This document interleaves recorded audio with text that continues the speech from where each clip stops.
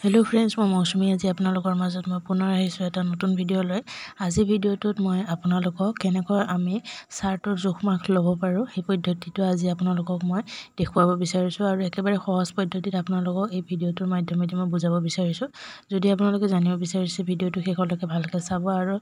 ভাল লাগিলে নিশ্চয় লাইক আৰু কমেন্টস কৰিব আৰু এই যেটো চাৰ্টৰ পদ্ধতি फ्रेंड्स এই চাৰ্টৰ পদ্ধতিটো যেটো দেখুৱাব বিচাৰিছো সেই পদ্ধতিটো আপোনালোকে লেডিজ হোক জেন্টস হোক বা সৰু বাচ্চাৰ কাৰণে হোক আপোনালোকে এই পদ্ধতি মতে জোখমাখ ল'ব পাৰিব এই পদ্ধতি জোখমাখ ল'বৰ কাৰণে প্ৰথমতে আপোনালোকে এখন পুৰণা চাৰ্ট ল'ব লাগিব যদি জেন্টস হয় জেন্টসৰ চাৰ্ট ল'ব লেডিজ হলে লেডিজৰ চাৰ্ট ল'ব আৰু সৰু বাচ্চাৰ কাৰণে যদি লাগে তেনেহলে সৰু বাচ্চাৰ চাৰ্ট ল'ব তাৰ পিছত চাৰ্টটো আপোনালোকে এনেকৈ ডাবল ফোল্ড কৰি ল'ব ডাবল ফোল্ড কৰি মই যেনেকৈ দেখুৱাইছো আপোনালোকক হেমতে আপোনালোকে ফোল্ড কৰি ল'ব ফোল্ড কৰি তাৰপিছত হাত দুয়োখন মানে সমানে এটা সাইডত মেলি ৰাখিব আৰু আমাৰ যেটো বুকুৰ অংশ এই বুকুৰ অংশটো ডাবল ফোল্ড কৰি ল'ব আৰু যেটো কলাৰ আছে চাৰ্টৰ সেই কলাৰটো যেনেকুৱা আছে হেনেকুৱাকৈ আপোনালোকে ৰাখিলে হ'ল তাৰপিছত এতিয়া আমি প্ৰথমতে জোখমাখৰ পৰা স্টাৰ্ট কৰিম হেতু আমি জোখ ল'ব লাগিব যেটো দৈৰ্ঘ্য চাৰ্টৰ দৈৰ্ঘ্যটো আমি প্ৰথমতে মেজাৰমেন্ট কৰিব লাগিব চাৰ্টৰ দৈৰ্ঘ্যটো সদায় এটা কথা মন কৰিব আপোনালোকে এনেটো আমাৰ যেটো চাৰ্টৰ তলৰ যেটো শেপ থাকে সেই শেপটোতে মানে জোখটো লোৱা হয় কিন্তু হেইটো কৰিব নালাগে আপোনালোকে চাৰ্টৰ জোখমাখ ললে সদায় আপোনালোকে একেবাৰে চাৰ্টৰ যেটো তলৰ অংশটো যত কাটিংটো স্টাৰ্ট কৰা হৈছে তালৈকে জোখটো ল'ব লাগিব আৰু প্ৰথমতে আমি কান্ধৰ ওপৰত যত সিলাই আছে সেই তাতে আমি টেপডাল ৰাখিম ৰাখি লৈ তাৰ পিছত একেবাৰে তললৈকে যত আমাৰ লাষ্ট চাৰ্টৰ জৰ পৰা কাটিংটো স্টাৰ্ট হৈছে শেপ দিবৰ কাৰণে হেতালৈকে আমি জোখটো লম সো ইয়াতে দেখিছে আপোনালোকে ইয়াতে মই টেপডাল ৰাখি দিছো ওপৰৰ ফালত আৰু টেপডাল ৰাখি একেবাৰে তললৈ মই দেখুৱাই দিছো আপোনালোকক এয়া চাওক ইয়াতে হৈছে কাটিংটো কিন্তু কাটিংটো ইয়াত হলেও আমি এইখিনি জোখ নলম আমি একেবাৰে তলৰ জোখটো লম এইটো চাওক ইয়াৰ পৰা যেহেতু শেপটো গৈছে সেই কাৰণে আমি মেইন জোখটো লম ইয়াৰ লগে আৰু ইয়াতে ওলাইছে 27.5 যেহেতু 27.5 ওলাইছে কিন্তু আমি এক্সট্ৰা ফোল্ড কৰিবৰ কাৰণে ল'ব লাগিব হাফ ইঞ্চি যেহেতু এটো ফোল্ড কৰি সিলাব লাগিব লাষ্টৰ ফালে হেতু কাৰণে হাফ ইঞ্চি আমি এক্সট্ৰাকে লম তাৰ পিছত এইফালে আমাৰ হৈ গল দৈৰ্ঘ্যটো তাৰ পিছত এতিয়া আমি জোখ লম চেষ্টৰ জোখটো ল'ব লাগিব চেষ্ট কিমান আছে এটো চাই লম চেষ্টৰ জোখটো হাতৰ যেটো কাখলতি আছে সেই কাখলতিডালত টেপডাল ৰাখিব কাখলতিৰ যেটো সিলাই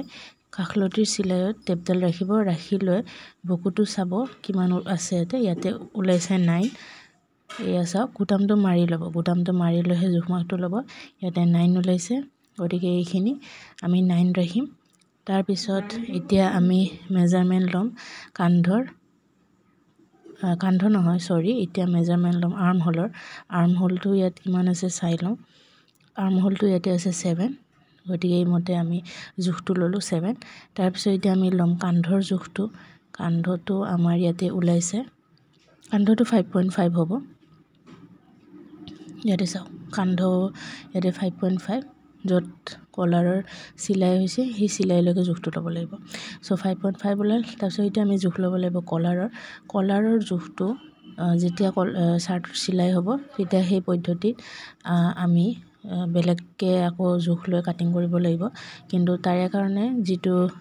চাৰ্টৰ ডিঙিত এটা ৰাউন্ড কাটিং থাকে সেই কাটিংটো আমি ৰাউন্ডটো জুখি লম কিমান ৰাউন্ড আছে ইয়াতে গতিকে হেতু মই আপোনালোকক এটা দেখুৱাই আছো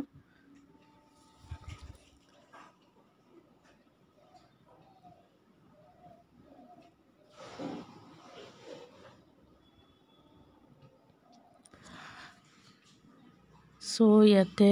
ৰাউন্ডটো আপোনালোকক দেখুৱাই আছো ৰব মই ইয়াতে ৰাউন্ডটো ওলাইছে আমাৰ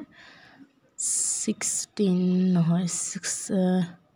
ইয়াতে ওলাইছে 16.5 ওলাইছে গতিকে এইখিনি 16.5 টো তাৰমানে ডিঙিৰ ৰাউন্ড কাটিংটো দিব লাগিব তাৰ পিছত কলাৰটোৰ কাৰণে এক্সট্ৰা আকৌ কাপোৰ লৈ জোখমাখ কৰিহে আমি কলাৰটো আকৌ বনাব লাগিব বেলেগ পদ্ধতি আছে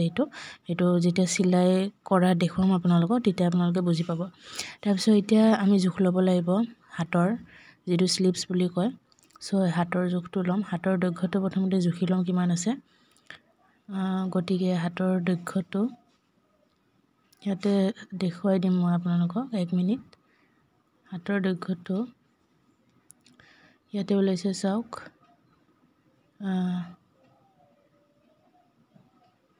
14 ওলাইছিলে হাতৰ দৈৰ্ঘ্যটো 14 ওলাইছে তাৰপিছত হাতৰ যেটো গুটামটো দিয়া আছে মানে গুটাম লগোৱা হয় সেই অংশটো ওলাইছে 4 সো এইখিনি আমাৰ হৈ গ'ল জোখমাখখিনি তাৰপিছত মেইন যেটো মানে বেসিক জোখখিনি আমাৰ মই এই ভিডিওটো দেখুৱাই দিছো বাকি যেতিয়া আৰু এটা জোখ থাকি গ'ল হেতু হৈছে তলৰ কমৰৰ যেটো অংশটো হেতু সো হেতু জোখটো ইয়াতে ওলাইছে কাৰণ বুকুৰ যেটো জোখ থাকে হেতুতকৈ অলপ কম হয় গতিকে ইয়াতে ওলাইছে 17.5 ওলাইছে গতিকে এটো মই ডাবল ফোল্ড কৰা নাই আৰু আপোনালোকক মানে মেলি লৈ জোখটো কৰি দেখুৱাইছো গতিকে আমাৰ মেইন যিখিনি জোখমাখ বেসিক জোখমাখ সেইখিনি আমাৰ হৈ গৈছে বাকি যেতিয়া শাৰ্টৰ কাটিং কৰা দেখুৱাম বা সিলাই কৰা দেখুৱাম তেতিয়া আপোনালোকে অলপ বুজাত সহায় হ'ব কাৰণ এতিয়া যিখিনি জোখমাখ কৰা পদ্ধতি সেইখিনি মই আপোনালোকক দেখুৱাই দিছো